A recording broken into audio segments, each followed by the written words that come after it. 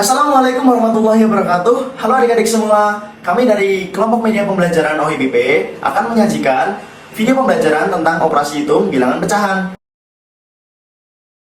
Nah, kakak kasih tahu dulu ya. Hari ini kita akan mempelajari 4 operasi hitung bilangan pecahan. Yang pertama adalah penjumlahan, yang kedua adalah pengurangan, yang ketiga adalah perkalian, dan yang keempat adalah pembagian. Nah, sebelum kita masuk lebih jauh, kakak mau tanya dulu nih, adik-adik tahu nggak pecahan itu apa? Oke, kakak kasih tahu ya. Pecahan adalah sebuah bagian dari keseluruhan yang bentuk umumnya adalah A per B, di mana A sebagai pembilang dan B sebagai penyebut. Ada syarat buat jadi pecahan? Ada dong. Syaratnya apa? A dan B adalah bentuk bilangan bulat dan B tidak boleh sama dengan 0. Karena kalau penyebutnya sama dengan 0, maka bilangan pecahan tersebut tidak terdefinisi. Nah, dari yang kakak bilang tadi, adik-adik harus paham bahwa bilangan pecahan itu adalah bentuknya A per B, di mana B tidak boleh sama dengan 0 dan AB merupakan bilangan bulat. Oke adik-adik, sebelum kita memasuki ke pembahasan operasi hitung bilangan pecahan, mari kita kenali terlebih dahulu jenis-jenis atau bentuk dari pecahan. Nah, pecahan terdiri dari beberapa jenis. Yang pertama ada pecahan murni. Pecahan murni adalah bentuk pecahan di mana pembilang itu lebih kecil daripada penyebutnya. Contohnya, ada 1/2. Nah, yang merupakan pembilang yang mana nih? Oke, benar. Yang merupakan pembilang adalah bilangan 1. 1 lebih kecil daripada 2. Jadi 1/2 ini merupakan pecahan murni. Contoh yang lain ada 2/3. Dan adik-adik bisa cari contoh yang lainnya. Kemudian yang kedua, ada pecahan tidak murni. Pecahan tidak murni kebalikan dari pecahan murni. Jadi, pecahan tidak murni ini bentuk pecahan di mana pembilangnya lebih besar daripada penyebutnya. Nah, ini ada contohnya 4/3. Nah, pembilangnya adalah 4. 4 lebih besar daripada 3. Jadi, 4/3 ini merupakan pecahan tidak murni. Contoh yang lain ada 5/4. Adik-adik bisa ya cari contoh yang lain. Terus kemudian yang ketiga ada pecahan biasa. Pecahan biasa ini merupakan campuran atau gabungan dari pecahan murni atau tidak murni. Bisa juga dibilang pecahan biasa ini dapat terbagi menjadi pecahan murni maupun pecahan tidak murni. Nah, ini contohnya ada 5/4. 5/4 ini termasuk pecahan apa? Ya benar, merupakan pecahan tidak murni. Nah adik-adik, jenis-jenis pecahan yang selanjutnya ada pecahan campuran. Pecahan campuran dinyatakan dalam bentuk bilangan bulat dan pecahan murni. Contohnya ada 2/1/2. 2 ini merupakan bilangan bulat dan 1/2 ini merupakan pecahan murni. Jadi 2/1/2 ini merupakan contoh dari bentuk pecahan campuran. Contoh yang lain ada 3/4/7. Adik-adik bisa nih cari contoh yang lainnya. Kemudian jenis pecahan yang selanjutnya ada pecahan desimal. Pecahan desimal dinyatakan dalam bentuk A, B. Dengan A dan B-nya itu merupakan bilangan bulat. Contohnya ada 0,8, di mana 0 itu merupakan bilangan bulat dan 8 itu juga merupakan bilangan bulat. Jadi 0,8 ini merupakan pecahan desimal. Nah, contoh yang lain ada 1,3. Adik-adik bisa ya cari contoh yang lain. Kemudian jenis pecahan berikutnya ada persen. Persen ini adalah pecahan dengan nilai penyebutnya itu adalah 100 dan disimbolkan dengan seperti ini. Contohnya ada 2%, itu berarti 2/100. Kemudian ada 12%, berarti 12/100. Dan adik-adik bisa ya cari contoh yang lain. Nah, oke adik-adik, itu tadi merupakan jenis-jenis atau bentuk dari pecahan yang akan kita gunakan nanti dalam pemecahan operasi hitung bilangan pecahan. Oke, untuk pembahasan selanjutnya yaitu mengenai operasi hitung pada bilangan pecahan. Nah, operasi hitung itu sendiri kan terdiri dari penjumlahan, pengurangan, perkalian, dan pembagian. Namun, kita akan fokus terlebih dahulu kepada penjumlahan dan pengurangan. Lalu bagaimana sih langkah-langkah yang harus kita lakukan ketika kita menemui soal yang berbentuk penjumlahan dan pengurangan pada bilangan pecahan? Kadang kita suka bingung ya. Nah, langkah-langkah yang harus kita lakukan ketika menemui soal dalam bentuk pecahan, yang pertama adalah kita samakan terlebih dahulu jenis pecahannya, baik itu pecahan biasa, pecahan campuran, persen maupun pecahan desimal. Nah, selanjutnya kita ubah ke dalam pecahan biasa jika memang pecahan tersebut belum bentuk pecahan biasa. Jadi kita ubah dulu. Kemudian jika penyebutnya itu masih berbeda, jadi penyebut itu yang mana sih? Jadi ibu kasih contoh. Jadi semisal kita mempunyai pecahan 1/2, maka penyebutnya itu yang bawah, jadi penyebutnya yang 2.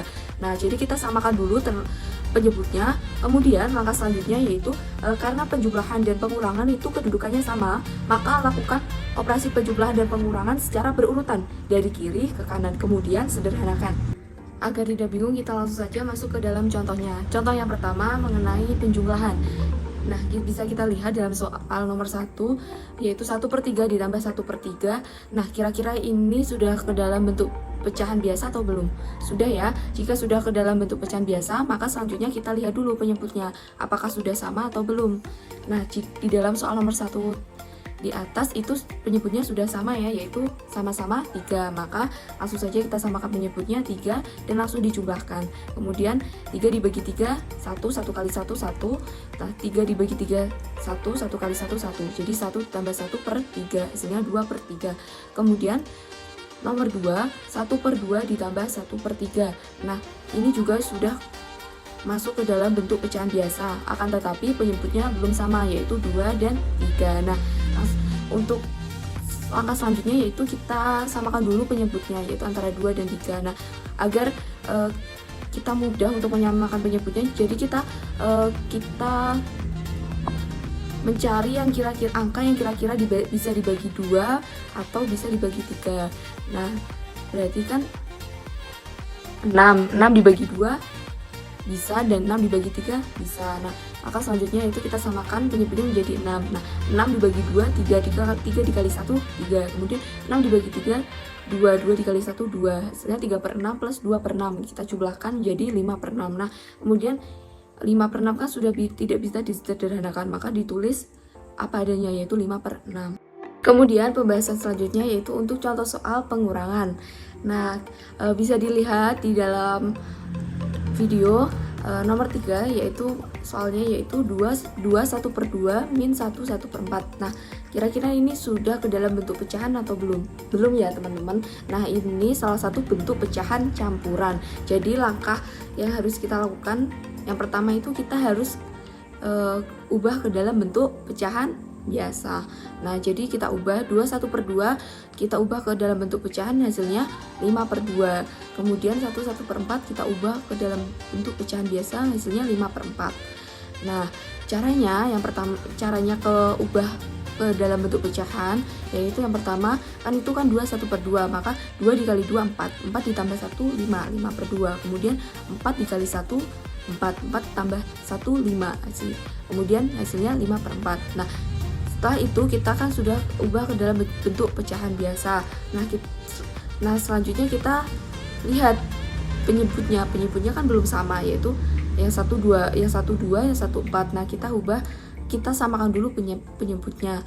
Kita pilih angka 4 yang bisa dibagi 2 dan bisa dibagi 4. Nah, 4 dibagi 2 kali 5 10. Kemudian 4 dibagi 4 1 dikali 5 5. Kemudian hasilnya 10/4 min 5/4. Kemudian kita kurangan biasa, yaitu 10 kurangi 5 5. Kemudian 4 kurangi 4 tetap 4 ya.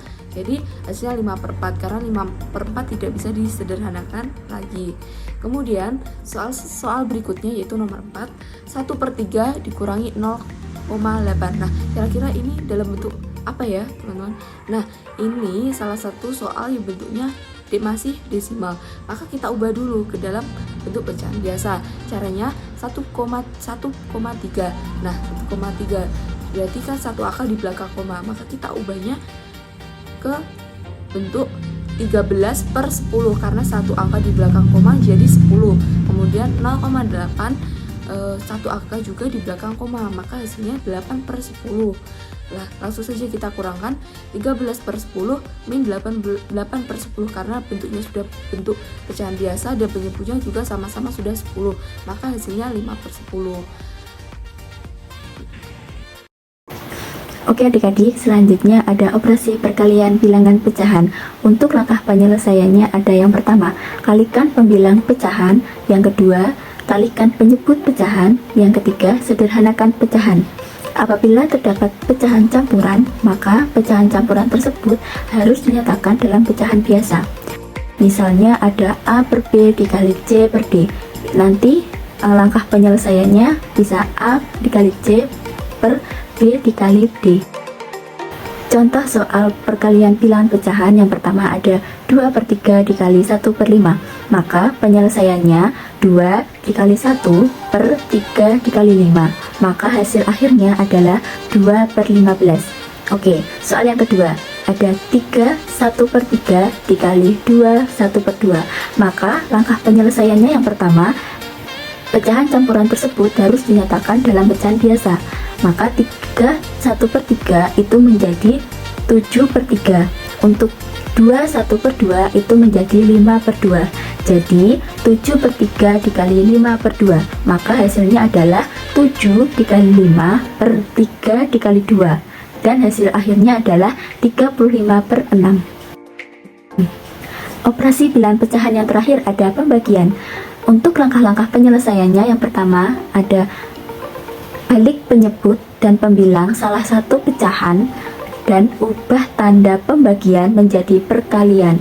Untuk yang kedua, kalikan pembilang dan penyebut pecahan dan sederhanakan. Apabila terdapat pecahan campuran, maka pecahan campuran tersebut harus dinyatakan dalam pecahan biasa. Misalnya ada A per B dibagi C per D, maka penyelesaiannya menjadi A per B dikali D per C sama dengan A dikali D per B dikali C. Untuk contoh soalnya yang pertama ada 2 per 5 dibagi 5 per 6. Maka untuk yang pecahan kedua atau yang 5 per 6 itu bisa dibalik antara pembilang dan penyebut. Maka 2 per 5 dikali 6 per 5. Hasilnya 2 dikali 6 per 5 dikali 5. Maka hasilnya 36 per 25. Oke, untuk soal yang nomor 2 ini adalah pecahan campuran. Maka pecahan campuran tersebut harus dinyatakan dalam pecahan biasa terlebih dahulu. Nah, untuk yang 2 1 per 2 menjadi 5 per 2. Untuk yang 1 1 per 4 menjadi 5 per 4. Setelah itu, salah satu dari pecahan tersebut harus dibalik antara pembilang dan penyebut agar bisa dikalikan. Maka hasilnya adalah 5 per 2 dikali 5 per 4. Hasilnya 5 kali 5 dibagi per 2 kali 4, yaitu 25 per 8. Oke adik-adik semua, gimana belajar matematikanya hari ini? Udah paham belum soal operasi hitung bilangan pecahan? Nah, semoga video ini bisa membantu kalian belajar dan memahami tentang operasi hitung bilangan pecahan. Tetap semangat belajar matematika. See you next time. Assalamualaikum warahmatullahi wabarakatuh.